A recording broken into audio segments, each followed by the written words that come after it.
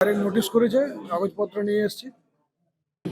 68 original ব্যাপারটা হচ্ছে আমাদের 2002-এর এসআইআর লিস্টে নাম থাকা সত্ত্বেও আমাদেরকে হিয়ারিং এর কাগজ দিয়েছে এবং আমরা সশরীরে এখানে এসে পৌঁছেছি। আমি বারবার ফোন করেছি কাল পর্যন্ত বিএলওকে, ওরা বলছে কোনো আমাদের কাছে আপডেট নেই যে তারা আসবে না।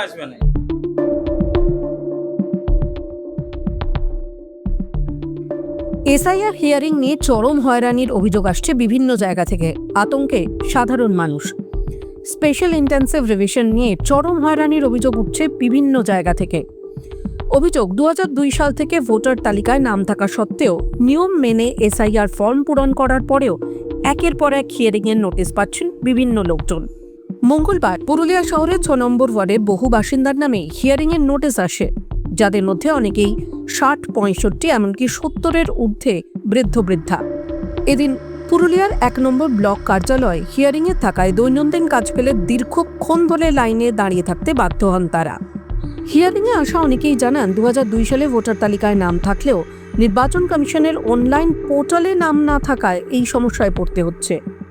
নিয়ম মেনে পুরনো ভোটার তালিকা উল্লেখ করে এসআইআর ফর্ম ফিল আপ করার পরেও বারবার তাদের হিয়ারিংয়ে ডেকে পাঠিয়ে হয়রানি করা হচ্ছে বলেই অভিযোগ। অরিজিনাল ব্যাপারটা হচ্ছে আমাদের 2002-এর এসআইআর লিস্টে নাম থাকা সত্ত্বেও আমাদেরকে হিয়ারিং এর কাগজ দিয়েছে এবং আমরা সশরীরে এখানে এসে পৌঁছেছি। আমি বারবার ফোন করেছি কাল পর্যন্ত বিএলওকে, ওরা বলছে কোনো আমাদের কাছে আপডেট নেই যে তারা আসবে না।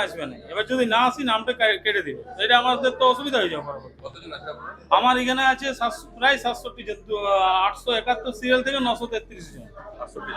768 হবে। 871 থেকে আমার বুথে হচ্ছে 2002-এর বুথ হচ্ছে 135 নম্বর বুথ, 239 নম্বর আপনার বিধানসভা 6 নম্বর ওয়ার্ড চাটানিপাড়া। অনেক বয়স্ক লোক আছে, আসছে যাচ্ছে চলে যাচ্ছে। আমি বলছি আমি এলাম ঠিক আছে, কিন্তু বয়স্ক লোকদের হ্যারাসমেন্ট হচ্ছে, প্লাস এটা পরবর্তীকালে এখন চলবে হিয়ারিং, এটা একটা ব্যবস্থা করা উচিত ছিল এখনো পর্যন্ত। লাইনে দাঁড়িয়ে থাকা বহু মানুষজনই তাদের দুর্ভোগ এবং আতঙ্কের কথা তুলে ধরেছেন, কিন্তু প্রশাসনিক স্তরে এ বিষয়ে কোনো প্রতিক্রিয়াই পাওয়া যায়নি। টাইমস নাও খবর।